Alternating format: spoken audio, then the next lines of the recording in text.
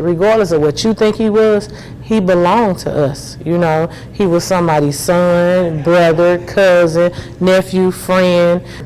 Nobody really took the time to remember that he was a human being. So I've been contemplating it in conversation for like 3 years. Like, I feel like there should be a museum of him anyway.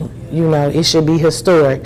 But I just wanted to start somewhere. So this project came about because Cal Brown, who was Mike Brown Sr.'s wife and Mike Brown Jr.'s stepmother, came, and she wanted to memorialize him and humanize him because the press had done so much to dehumanize him. I sat back and I thought about it, and I was like, okay, I know exactly what I'm gonna do. So I said I needed a life-size replica of him.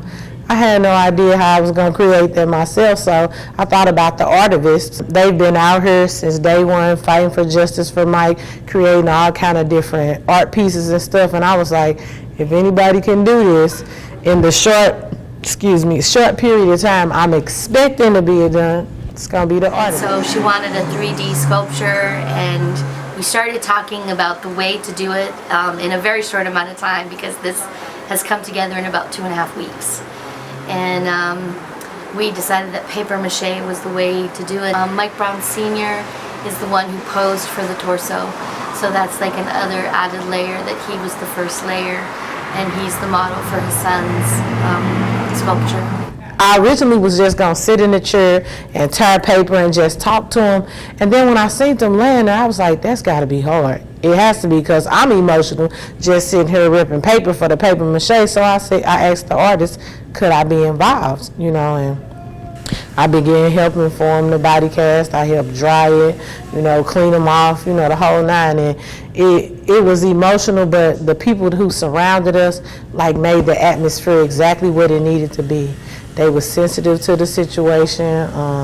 They constantly had us conversating and laughing to really take our mind off that we was taking my husband's body to create a replica of his son. We felt like there's so many people that were impacted by Mike Brown and his legacy, and we wanted to honor that as well and give people an opportunity to reflect, to look at the photos, and to think about where we've been and how far we've come in the past 5 years.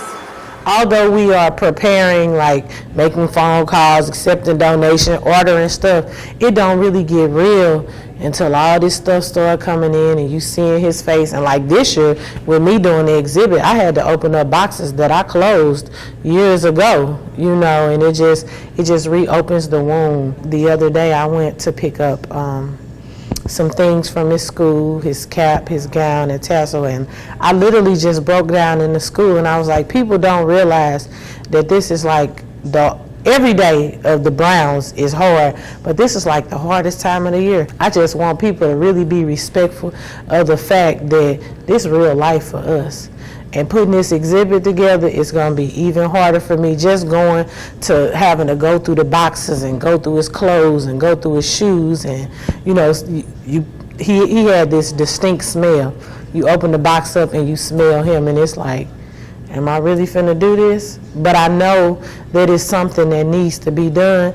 This is not only a tribute to Mike Brown, but it's for his mom and his dad, to see that somebody really loved them and they took time to know who he really was and reflect it for the world. Bria Grimion, MetroSTL.com.